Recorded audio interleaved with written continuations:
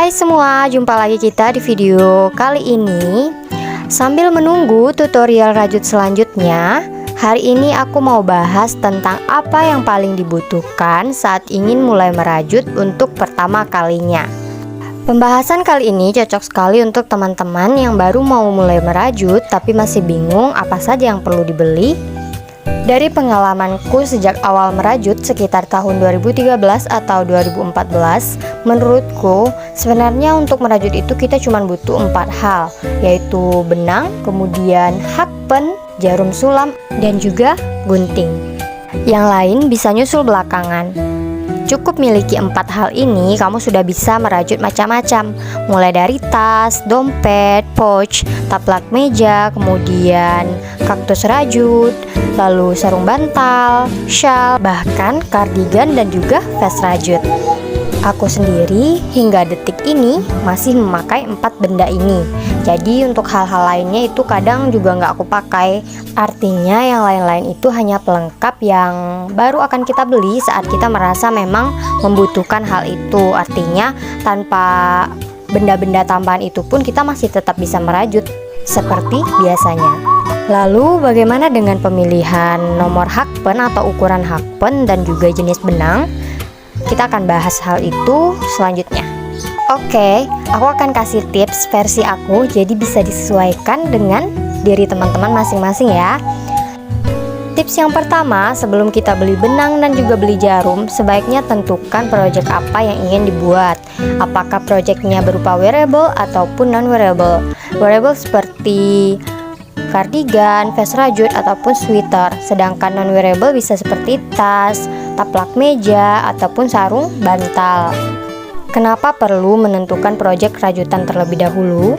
Karena dengan menentukan proyek rajutan terlebih dahulu, kita jadi memiliki arah dan tujuan serta mempunyai gambaran kira-kira kedepannya kita akan lebih sering merajut apa nih, sehingga nantinya dalam pemilihan hakpen itu kita bisa memilih hakpen yang pemakaiannya itu bisa jangka waktu yang lama gitu. Misalnya kita cuma perlu punya 1 hakpen aja, sehingga budget atau dana lainnya itu bisa kita alokasikan ke barang-barang ataupun bahan-bahan seperti benang, dakron, mata boneka, ataupun juga resleting.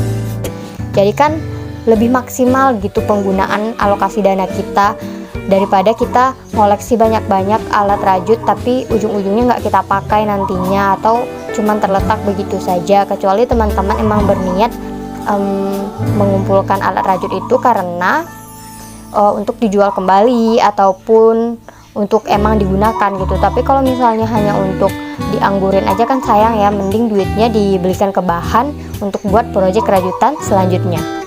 Yang kedua, setelah kita menentukan proyek rajut yang ingin dibuat itu wearable ataupun non-wearable, kita akan memilih jenis benang yang digunakan sesuai dengan produk rajutan yang akan dibuat. Kalau teman-teman pengen bikin yang wearable kayak kardigan ataupun vest rajut, bisa pakai benang soft cotton, milk cotton, ataupun velvet. Sedangkan kalau teman-teman mau bikin yang non-wearable seperti misalnya tempat tisu ataupun sarung bantal, pouch, tote bag, dan lainnya, itu teman-teman bisa pilih dan tentukan sesuai dengan hasil rajutan yang diinginkan. Kalau teman-teman pingin hasil rajutannya kaku, kuat, dan kokoh, itu bisa pakai benang T-yarn dan juga poly cherry. Sedangkan kalau teman-teman pingin hasilnya itu lebih luas, lebih fleksibel, kemudian lebih jatuh, lebih ngikut gitu, bisa pakai benang katun. Karena benang katun ini dia bisa masuk untuk dibuat apa aja. Setelah beres kita memilih benang sesuai dengan proyek yang akan dibuat, barulah kita tentukan ukuran hakpen yang ingin dibeli. Nah, ukuran hakpen ini nantinya disesuaikan dengan jenis benang yang kita pilih. Benang di pasaran itu ada big ply yang helaiannya besar dan ada yang small ply yang helaiannya kecil. Jadi bisa diperhatikan saat beli benang ya guys. Kalau misalnya kalian beli benang katun small ply atau poly cherry, itu bisa pakai hakpen nomor 3 dan 4 karena itu hakpen standar untuk benang-benang yang small ply. Nah, sedangkan kalau kalian mau beli benang yang big ply, benang katun big ply ataupun milk cotton, itu kalian bisa pakai hakpen nomor 5. Lalu gimana dengan benang velvet dan T-yarn? Benang velvet dan tiarn ini kalian bisa pakai hakpen nomor 7, 8, dan juga 10. Jadi dari situ teman-teman bisa simpulkan mau beli hakpen yang nomor berapa sesuai dengan benang yang teman miliki. Jadi nggak perlu banyak-banyak hakpen, cukup satu aja sesuai dengan benang yang kita pilih dan juga sesuai dengan project rajutan yang kita inginkan. Berikutnya untuk jarum sulam atau jarum tapestry, teman-teman ini bisa pilih sesuai dengan benang yang teman-teman punya. Misalnya kalau benang katun yang small play dan juga polycherry itu bisa pakai jarum sulam yang biasa yang aluminium atau yang plastik yang panjangnya kurang lebih 6 cm. Kalau untuk big ply, teman-teman juga bisa pakai jarum plastik yang panjangnya 6 atau 7 cm. Karena biasanya itu muat untuk helaian benang big ply. Kalau untuk benang tiarn dan juga velvet, teman-teman bisa pakai jarum tapestry plastik yang panjangnya 9 cm. Karena itu biasanya muat atau pas untuk helaian benang velvet dan juga benang tiarn yang lumayan besar.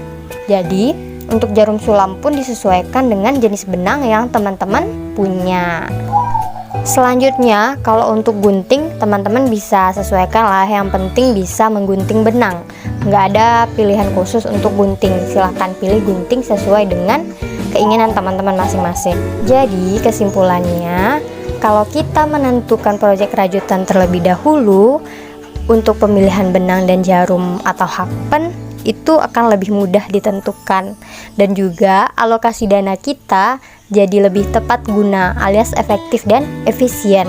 Tidak ada hal-hal yang arahnya ke arah yang mubazir, artinya menghindari kita dari kalap belanja, menghindari kita dari beli-beli barang-barang yang ujung-ujungnya nggak kepake gitu kan. Walaupun nanti nih ya kita kan beli benang dengan alasan nyetok benang gitu, tapi menurut aku pribadi, pengalaman juga, aku justru kalau nyetok benang dulu itu akhirnya benang itu nggak pernah terpakai. Aku jadi bingung mau bikin apa setelah benang-benang itu sudah aku punya gitu. Tapi beda halnya nih saat aku udah menentukan projectnya terlebih dahulu. Aku sudah tentukan aku mau buat tas atau membuat tote bag dengan warna ini, kira-kira kebutuhan benangnya berapa ya. Jadi saat benang itu sampai, aku udah tahu nih, oh benang ini nanti akan aku bikin tote bag nih dengan ukuran sekian-sekian gitu. Jadi nggak ada lagi tuh fase-fase mikir yang akhirnya benang itu sampai bertahun-tahun nggak pernah kepake. Padahal alasan pertama kali waktu beli benang itu karena warnanya lucu, kemudian juga alasan nyetok benang, tapi akhirnya nggak kepake gitu. Jadi dari situ aku berpikir, kedepannya aku tentukan dulu lah projectnya supaya menghindari benang-benang yang akhirnya menumpuk dan nggak kepake lagi gitu. Oke teman-teman, semoga video kali ini bermanfaat, dan kalau masih ada yang kurang jelas bisa komen di bawah, bisa tanya-tanya di bawah. Oh iya, untuk tutorial rajut selanjutnya aku masih proses pembuatan, tungguin ya. Insya Allah aku akan upload dalam bulan ini kalau tidak ada halangan. Tungguin ya. Dan sampai jumpa lagi di video berikutnya. See you.